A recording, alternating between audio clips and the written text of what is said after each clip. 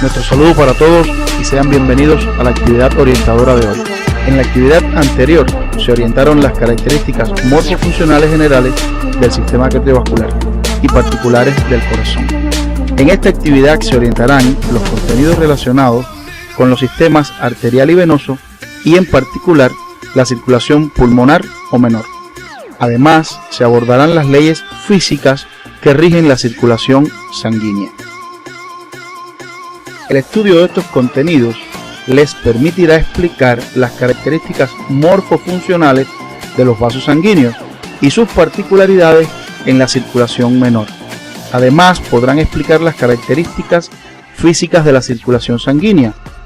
Para una adecuada comprensión de estos contenidos, comenzaremos su orientación con los aspectos relacionados con el desarrollo de los vasos.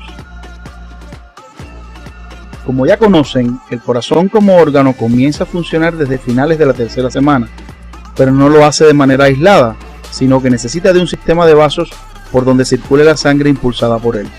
Cuando se estudió el patrón circulatorio embrionario, conocieron la existencia de los grupos venosos que traen sangre al corazón. Además, conocieron de los arcos aórticos y las aortas dorsales, encargados de irrigar el embrión y llevar la sangre de regreso a la placenta. Se orientará a continuación cómo ocurre el desarrollo y evolución de los arcos arteriales aórticos. Cuando se forman los arcos faríngeos durante la cuarta y quinta semanas del desarrollo, cada uno de ellos recibe su propio nervio craneal y sus propios vasos sanguíneos, llamados arcos aórticos, los que se originan en el saco aórtico y terminan en las aortas dorsales correspondientes, formando una red anastomótica. Estos arcos aórticos, que son pares, se denominan con números romanos del primero al sexto, con la salvedad que en el humano el primero y el segundo se desarrollan poco, y el quinto no llega a formarse. En correspondencia a sus derivados definitivos, el tercer arco también recibe el nombre de carotidio, el cuarto es el arco aórtico y el sexto es el arco pulmonar. En el desarrollo ulterior, las aortas dorsales se unen en un punto caudal a la séptima arteria intersegmentaria, formando un vaso único que irriga el cuerpo del feto. Veamos a continuación la evolución de los arcos aórticos. Observen primeramente las líneas señaladas con puntos. Las mismas se corresponden con los componentes de los arcos aórticos que desaparecen durante el desarrollo. Ellos son primero, segundo y quinto arcos. En realidad, el quinto no llega a formarse. También desaparecen las porciones de las aortas dorsales situadas entre el tercero y el cuarto arco aórtico, la porción de aorta dorsal que se sitúa entre la séptima intersegmentaria derecha y el punto de unión de las aortas dorsales, y la porción distal del sexto arco derecho. El tercer arco aórtico tiene una evolución similar en los lados derecho e izquierdo. El mismo recibe el nombre de arco carotidio porque en su evolución forma casi todos los componentes de las arterias carótidas. Sus derivados son la arteria carótida común o primitiva y la primera porción de la carótida interna. El resto de la carótida interna se origina de las porciones cefálicas de las aortas dorsales y la carótida externa se forma como una prolongación del tercer arco. El cuarto arco aórtico derecho forma la porción proximal de la subclavia derecha, mientras que el izquierdo forma la porción del arco de la aorta situado entre la carótida primitiva izquierda y la subclavia izquierda.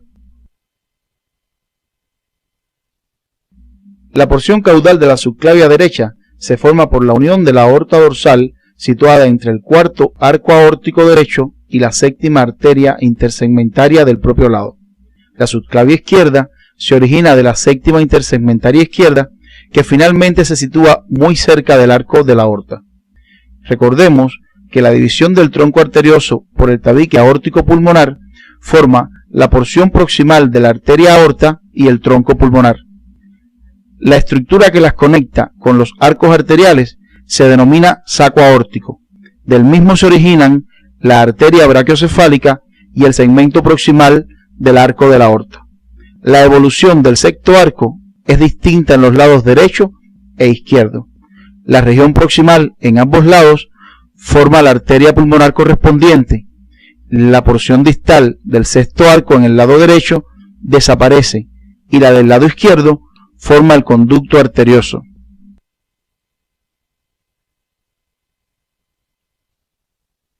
La aorta dorsal, situada por debajo de la subclavia izquierda, forma la aorta descendente. Originalmente son ramos de las aortas dorsales las arterias vitelinas y las umbilicales. Las primeras se fusionan formando un vaso único que posteriormente dan origen a las arterias situadas en el mesenterio dorsal del intestino y que en el adulto se corresponden con el tronco celíaco y con las mesentéricas superior e inferior. Las arterias umbilicales también son pares y se encargan inicialmente de llevar la sangre del feto a la placenta. Posteriormente sus porciones proximales se transforman en las arterias ilíacas interna y vesical superior.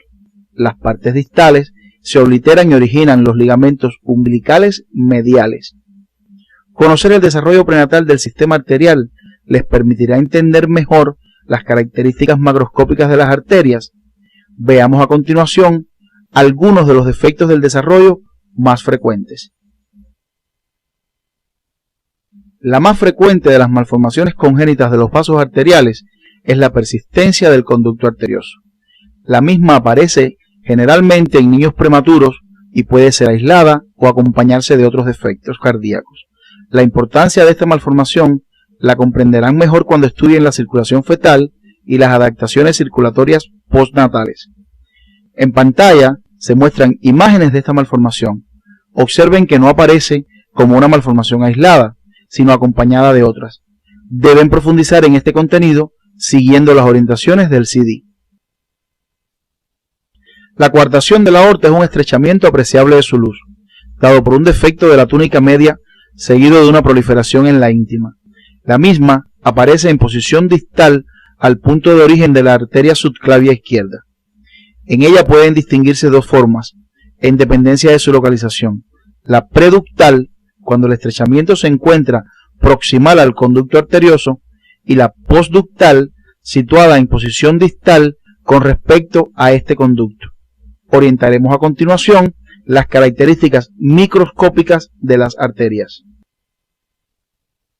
Las arterias, al igual que el corazón, son tubulares y para comprender su estructura es necesario aplicar el modelo de órgano tubular ya conocido por ustedes. Siguiendo este modelo, las arterias presentan en su pared tres capas: una interna, denominada íntima, que consta de un revestimiento endotelial, un subendotelio y una membrana elástica interna constituida por fibras elásticas. Una media, constituida por músculo liso dispuesto en espiral, fibras elásticas y colágenas en proporción variable, y una externa, la adventicia, constituida por tejido conjuntivo principalmente. En este tejido se localiza un sistema de vasos llamado vasa vasorum que irriga sus paredes. Las arterias, según su diámetro, se clasifican en arterias de gran calibre, arterias de mediano calibre y arterias de pequeño calibre. Teniendo en cuenta sus características estructurales, se clasifican en arterias elásticas, arterias musculares y arterias mioelásticas. A continuación, analizaremos las características estructurales de los diferentes tipos de arterias, para lo cual se aplicará el modelo descrito anteriormente. Las arterias de gran calibre o arterias elásticas tienen un color amarillento en estado fresco. Microscópicamente presentan una túnica íntima con su endotelio de revestimiento, un subendotelio y una membrana elástica interna, la cual es difícil de observar. La túnica media es la más gruesa. Está formada por una serie de láminas elásticas perforadas, organizadas concéntricamente. Entre las láminas elásticas hay fibras musculares lisas, fibras colágenas y sustancia fundamental amorfa. La adventicia es de tejido conectivo y está poco desarrollada en estas arterias. La función de estas arterias es la de conducir la sangre a altas presiones y hacer uniforme el flujo sanguíneo. En las arterias musculares o de mediano calibre, la túnica íntima consiste en un endotelio similar al de las arterias elásticas, con una membrana basal delgada y una escasa capa subendotelial de tejido conectivo. Su membrana elástica interna es prominente y fenestrada. Por su parte, la capa media es principalmente muscular, constituida por fibras musculares lisas dispuestas en espiral, rodeadas por una membrana basal y fibras colágenas, las cuales están entremezcladas con fibras elásticas y sustancia intercelular amorfa, principalmente elastina. Más externamente, esta capa presenta una membrana elástica externa. La adventicia es una capa gruesa, contiene haces de colágeno y fibras elásticas, fibroblastos, adipocitos y escasas fibras musculares lisas. Esta capa posee la vasa vasorum, linfáticos y fibras nerviosas, los cuales penetran hasta el tercio externo de la túnica media. En esta imagen están observando a mayor aumento la pared de una arteria muscular. Observen en ella la membrana elástica interna formando parte de la íntima. Fíjense en la capa media o muscular, la cual alcanza gran grosor en este tipo de arterias, y además pueden observar la membrana elástica externa. Las arterias musculares distribuyen el flujo de sangre a los diversos órganos, contrayendo o relajando las fibras musculares lisas de su capa media, por lo que se les conoce también como distribuidoras. Las arterias de pequeño calibre son vasos que presentan una túnica íntima donde se destaca la presencia de una membrana elástica interna. La media presenta varias capas de células musculares lisas y la adventicia es delgada y poco desarrollada. Por su parte, las arteriolas son vasos que se distinguen de las arterias de pequeño calibre por el gran desarrollo de su capa muscular o túnica media. La membrana elástica interna puede o no estar presente. Estos vasos regulan el flujo sanguíneo hacia los lechos capilares por contracción de las fibras musculares lisas de su capa media. Los capilares son tubos endoteliales muy finos, de paredes delgadas que se anastomosan, cuya función es permitir el intercambio de sustancias entre la sangre y el líquido intersticial. A pesar de su delgada pared, en un capilar sanguíneo se distinguen dos capas, una interna o íntima, constituida por una capa de células endoteliales que descansan en la membrana basal y los pericitos o células adventicias, y una externa de tejido conjuntivo.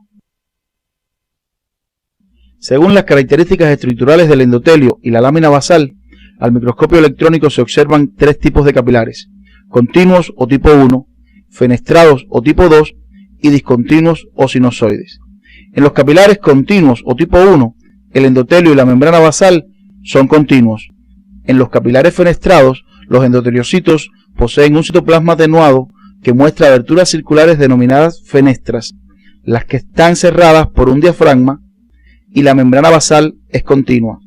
Los capilares tipo 3 o sinusoides son vasos con una trayectoria tortuosa, de paredes finas y calibre regular. Sus células endoteliales forman una capa discontinua y están separadas unas de otras por pequeños espacios, y la membrana basal puede ser discontinua o estar ausente. Estos últimos se encuentran en el hígado, el vaso y la médula ósea. En la imagen se observa una microfotografía electrónica de un corte transversal de un capilar continuo, donde se puede apreciar el endotelio con su membrana basal.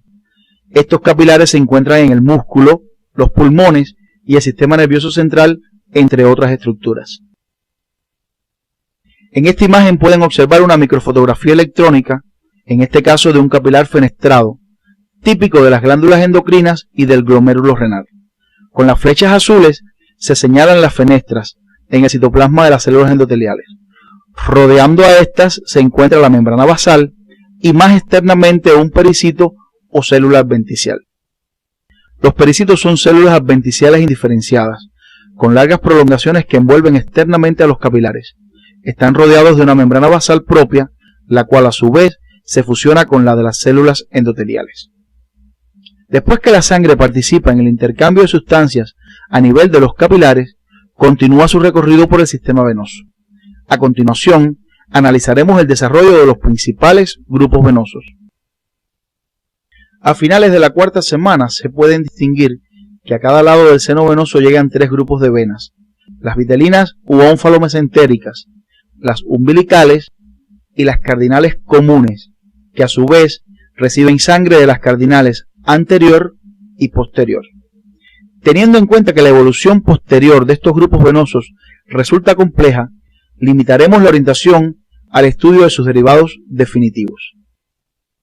El seno venoso izquierdo desaparece casi totalmente por obliteración de las venas que en él desembocan. Sus derivados son la vena oblicua del atrio izquierdo y el seno coronario. La prolongación derecha del seno se incorpora al atrio de ese lado para formar la pared lisa de este. De las venas vitelinas se derivan el conducto hepatocardíaco, que finalmente se transforma en la porción hepatocardíaca de la vena cava, la vena porta y la vena mesentérica superior. La evolución de las venas umbilicales implica la desaparición total de la porción derecha y la porción proximal izquierda. La porción caudal del lado izquierdo mantiene el mismo nombre y se encarga de traer sangre oxigenada desde la placenta. Entre la umbilical izquierda y el conducto hepatocardíaco se forma una anastomosis que origina el conducto venoso.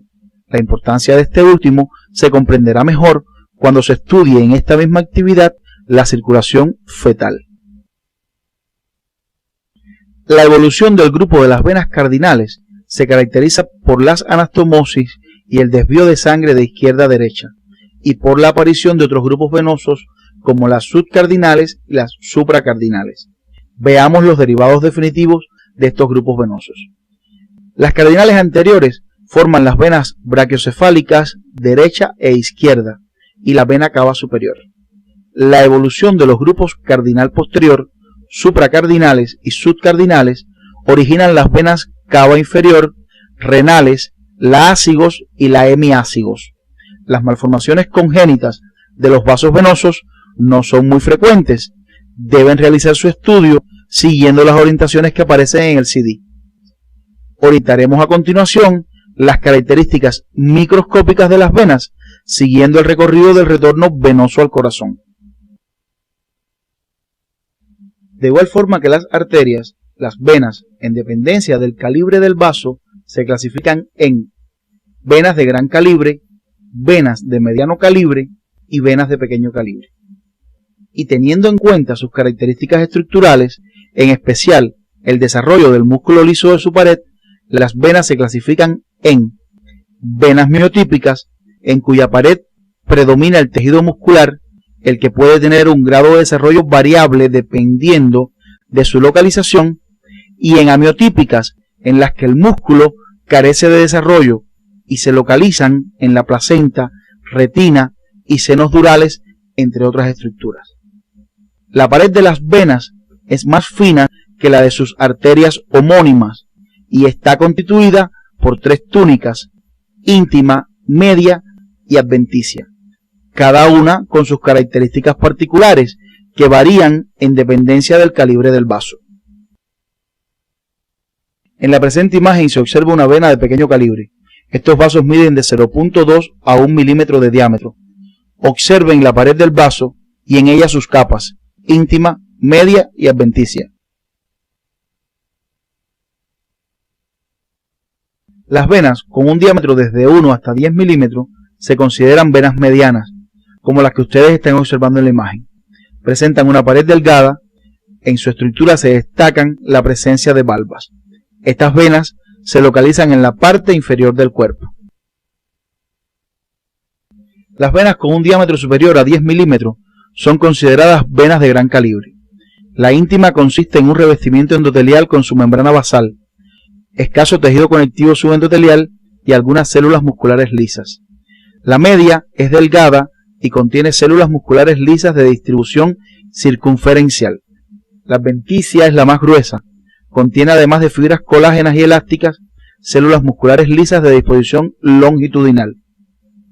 Habiendo estudiado el origen y formación de los principales grupos arteriales y venosos, y conociendo las características microscópicas de los vasos sanguíneos, orientaremos a continuación las características generales de la circulación fetal. La circulación fetal se caracteriza por presentar comunicaciones que facilitan que la sangre oxigenada llegue lo más rápido posible al atrio izquierdo, para de ahí, a través de la aorta, irrigar en primer lugar la cabeza y los miembros superiores, y con posterioridad el resto del cuerpo. Estas comunicaciones son el conducto venoso, que posibilita que la sangre oxigenada no se distribuya en los sinusoides hepáticos; el agujero oval, que pasa la sangre del atrio derecho directamente al atrio izquierdo; y el conducto arterioso, que favorece que a los pulmones, colapsados en este momento, no llegue un elevado volumen de sangre. Otro elemento importante a tener en cuenta es que en la circulación fetal la sangre oxigenada se mezcla con la sangre pobre en oxígeno que regresa al corazón. Los sitios donde ocurren estas mezclas son en el conducto venoso, donde se unen la sangre que viene por la vena umbilical con la de la vena porta proveniente del sistema digestivo, en la vena cava inferior, donde se mezcla con la sangre proveniente de los miembros inferiores, en el atrio derecho, a donde llega sangre proveniente de la cabeza y los miembros superiores, en el arco de la aorta, caudal a la subclavia izquierda, a través del conducto arterioso se mezcla la sangre proveniente de la arteria pulmonar. En el ventrículo izquierdo se mezclan la sangre que regresa de los pulmones por las venas pulmonares con la que proviene del atrio izquierdo.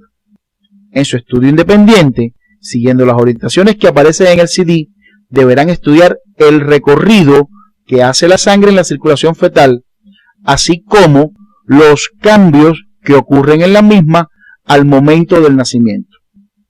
Una vez estudiadas las características morfofuncionales de los vasos y la circulación fetal, orientaremos el estudio de los aspectos de las leyes físicas que rigen la circulación sanguínea.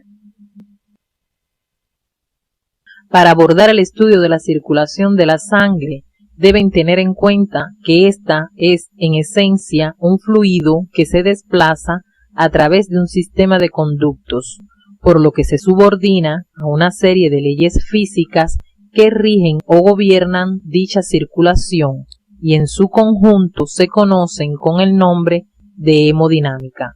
A continuación, debemos abordar el estudio de algunos aspectos fundamentales de dichas leyes. Existen varios parámetros que caracterizan la circulación de la sangre a través de los vasos. Entre ellos se destacan el flujo sanguíneo. Otro de los parámetros físicos de interés es la presión o diferencia de presión, además de la resistencia vascular. El flujo sanguíneo es la cantidad de sangre que pasa por un punto de un vaso o de la circulación en la unidad de tiempo. Generalmente se expresa en mililitros por minuto. La diferencia de presión es la diferencia de presión de la sangre existentes entre dos puntos de un vaso o de la circulación y representa la fuerza que mueve a la sangre. Se expresa en milímetros de mercurio. La resistencia vascular es la fuerza que oponen los vasos a la circulación de la sangre o al flujo sanguíneo. Si analizamos los conceptos de estas tres variables, veremos que existen estrechas relaciones entre ellas. ¿Cuáles son estas relaciones? El flujo sanguíneo es directamente proporcional a la diferencia de presión, o sea, que a mayor diferencia de presión, mayor flujo y viceversa. Por otra parte, el flujo es inversamente proporcional a la resistencia vascular, de modo que a mayor resistencia, menor flujo y viceversa. Si integramos estas dos expresiones en una, veremos que el flujo sanguíneo es igual a la diferencia de presión entre la resistencia vascular. Las relaciones entre estas tres variables se pueden expresar de diversas formas. El flujo sanguíneo es igual a la diferencia de presión entre la resistencia vascular. La diferencia de presión es igual al flujo multiplicado por la resistencia y la resistencia vascular es igual a la diferencia de presión entre el flujo. La resistencia vascular depende de tres factores que son el diámetro o el área de corte transversal de los vasos, la longitud del vaso y la viscosidad de la sangre. ¿Cómo afecta cada uno de estos factores a la resistencia? El diámetro del vaso es inversamente proporcional a su resistencia, es decir, a menor diámetro, mayor resistencia y viceversa. La longitud del vaso es directamente proporcional a su resistencia. A mayor longitud, mayor resistencia y a menor longitud, menor resistencia. El tercer factor de los que depende la resistencia vascular es la viscosidad de la sangre. La viscosidad de la sangre es directamente proporcional a la resistencia vascular. La viscosidad de la sangre, como ya sabemos, depende casi totalmente de su concentración de glóbulos rojos. Dicho de otra forma, a mayor valor hematócrito de la sangre, mayor viscosidad y viceversa. Si aumenta el valor hematócrito, aumenta la viscosidad y aumenta la resistencia vascular, y si disminuye el valor hematócrito, disminuye la viscosidad, disminuyendo también la resistencia. De estos tres factores que afectan la resistencia, tiene especial importancia el diámetro de los vasos, ya que es el único que puede modificarse de un momento a otro en condiciones fisiológicas mediante la vasoconstricción y la vasodilatación. Si se sigue el trayecto de un vaso sanguíneo, se observa cómo su diámetro disminuye gradualmente, por lo que su resistencia va aumentando. En estas circunstancias, la resistencia total del vaso será igual a la suma de las resistencias correspondientes a cada uno de sus diferentes diámetros. O sea, la resistencia total del vaso será mayor que la mayor de las resistencias que se suman. A diferencia de lo anteriormente expresado, al seguir el trayecto de un vaso sanguíneo, se observa cómo se va subdividiendo o ramificando en múltiples vasos de diámetro más pequeño, la suma de cuyos diámetros es mayor que la del vaso inicial, por lo que la resistencia se va haciendo menor. En estas circunstancias, la resistencia total del vaso será igual a la suma de los inversos de las resistencias correspondientes a cada uno de los diferentes vasos, o sea, la resistencia total de la red vascular será menor que la menor de las resistencias que se suman. Después de analizar las características físicas de la circulación sanguínea, analizaremos algunos conceptos básicos de importancia para comprender la dinámica circulatoria. Como sabemos, las paredes de los vasos no son rígidas, sino que son distensibles, por lo que si aumenta la presión se distienden, haciendo que aumente la cantidad de sangre que son capaces de contener y además aumente el flujo sanguíneo a través de ellos, no solo por el aumento de presión, sino también por la disminución de la resistencia, consecuencia del aumento de su diámetro. Las venas son los vasos más distensibles del sistema vascular, lo que les confiere su función de reservorio o almacén de sangre. De la distensibilidad de los vasos deriva el concepto de adaptabilidad vascular o capacitancia vascular que orientaremos a continuación. Consecuencia directa de la distensibilidad es la adaptabilidad vascular, que se define como el volumen total de sangre que puede contener un vaso o segmento dado de la circulación por cada milímetro de mercurio que aumente la presión. La adaptabilidad se determina dividiendo el aumento de volumen que se produce entre el aumento de la presión. Considerando que la presión es la fuerza que ejerce la sangre contra las paredes de los vasos que la contienen, surgen los diferentes conceptos de presión, como son el de presión arterial, presión venosa, etc. Entre estos conceptos tenemos el de presión circulatoria media de llenado, que orientaremos a continuación.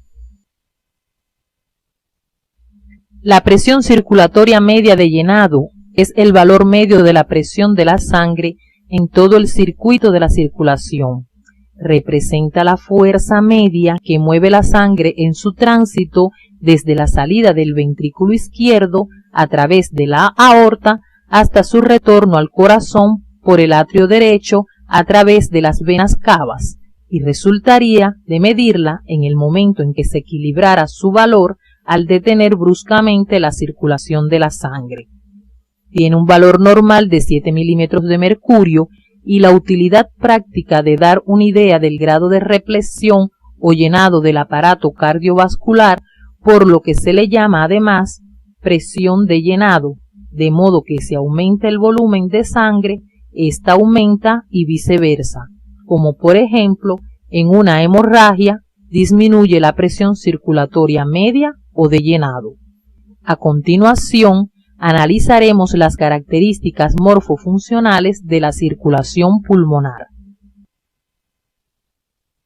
La circulación menor o pulmonar está constituida por un conjunto de vasos arteriales y venosos de diferentes diámetros, a través de los cuales circula la sangre desde el ventrículo derecho a la red capilar del pulmón para su oxigenación y su retorno, ya oxigenada, al atrio izquierdo.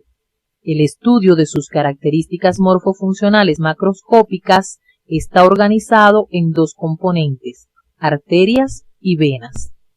Es necesario aclarar que es clásico en las ilustraciones de estos vasos que el componente arterial se represente en azul por conducir sangre pobre en oxígeno y el componente venoso en rojo por conducir sangre rica en oxígeno.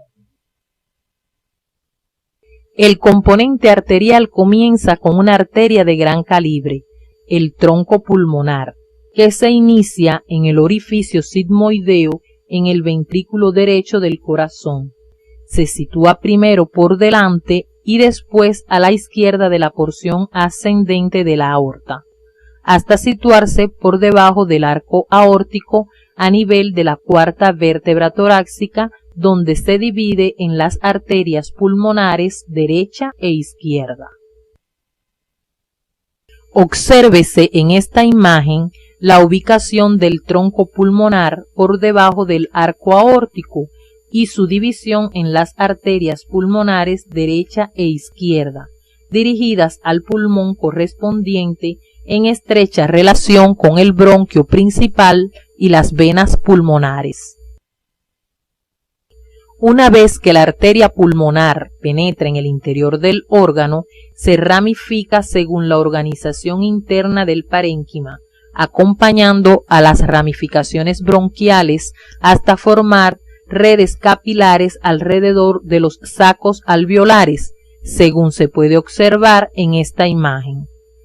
Es alrededor de los sacos alveolares que se inicia el componente venoso, que acompañando a las arterias en sentido contrario, se fusionan unas con otras para formar venas cada vez de mayor calibre hasta salir por el ilio de cada pulmón, dos venas que se dirigen a la pared posterior del atrio izquierdo, conduciendo sangre rica en oxígeno. Observen en la imagen de la izquierda la presencia de las 4 venas pulmonares atravesando el pericardio, poco antes de desembocar en el atrio izquierdo del corazón, mientras que en la imagen de la derecha se puede observar la desembocadura de las mismas en el atrio izquierdo. Como ya conoces, la razón de ser de la circulación menor o circulación pulmonar es la oxigenación de la sangre y la eliminación del dióxido de carbono, y es un ejemplo más de la relación estructura-función, dado que sus características funcionales dependen de sus características morfológicas. Las diferencias morfológicas entre la circulación mayor o sistémica y la circulación menor o pulmonar están relacionadas con las diferencias funcionales existentes entre ellas. ¿Cuáles son estas diferencias? Dos diferencias morfofuncionales entre ambas circulaciones son: la circulación pulmonar tiene una longitud mucho menor que la circulación sistémica y los vasos que la integran tienen mayor distensibilidad que los de la circulación sistémica. La combinación de estos factores determina que la circulación pulmonar tenga una baja resistencia vascular y una gran distensibilidad, por lo que puede funcionar a bajas presiones. En la imagen se muestra una gráfica representativa de las presiones normales de la circulación pulmonar. Como pueden ver, en el eje de las X se representan los distintos segmentos de la circulación y en el de las Y los valores de presión. Observen cómo varía la presión a lo largo del circuito pulmonar. En la arteria pulmonar, la presión oscila entre un valor sistólico de 25 milímetros de mercurio y un valor diastólico de 8 milímetros de mercurio, con una presión arterial pulmonar media de 15 milímetros de mercurio. A lo largo del árbol arterial, la presión disminuye gradualmente hasta llegar a los capilares pulmonares, donde se registra un valor medio de presión de 7 milímetros de mercurio, mientras que al final del circuito, en el atrio izquierdo, la presión es de 2 milímetros de mercurio. El conocimiento de estas presiones les permitirá interpretar las manifestaciones del funcionamiento, no sólo de la circulación pulmonar, sino también del aparato respiratorio que estudiarán más adelante. Para el estudio de estos contenidos, deben cumplir las orientaciones que les damos en el CD de la asignatura. Luego de haber orientado los contenidos correspondientes a la actividad de hoy, arribamos a las siguientes conclusiones. Las transformaciones morfofuncionales de los sistemas arterial y venoso en el embrión favorecen el establecimiento de la circulación fetal en respuesta al incremento de las necesidades nutricionales del feto, y al nacimiento ocurren los cambios que garantizan la adaptación a la vida extrauterina. Las arterias y las venas presentan una pared constituida por 3 capas, íntima, media y adventicia, cuyas características estructurales varían en dependencia de su función. Los capilares sanguíneos, teniendo en cuenta sus características morfofuncionales, se clasifican en continuos, fenestrados y sinusoides. El flujo sanguíneo depende del gradiente de presión y la resistencia vascular, relación esta que es de gran importancia funcional. El carácter distensible de los vasos da lugar a su capacitancia, que no es más que su capacidad para contener o almacenar la sangre.